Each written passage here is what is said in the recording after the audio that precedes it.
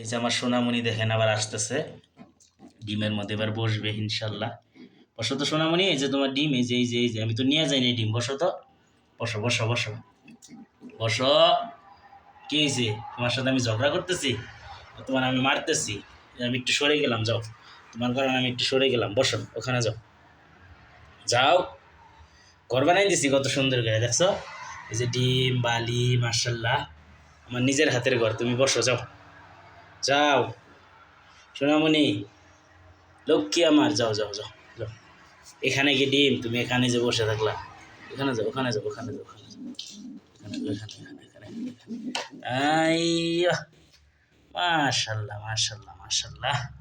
সোনামণি অবশেষে কিন্তু ডিমে বসে গেছে।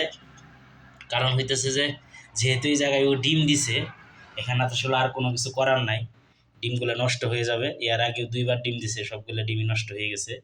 আর এই কারণে আর কি ওদেরকে এইভাবে আর কি ঘর বানাই দিলাম আমি। আপনারা সবাই ওর জন্য দোয়া করবেন, ও যেন ভালো থাকে সুস্থ থাকে। আসসালামু আলাইকুম, আল্লাহ হাফেজ।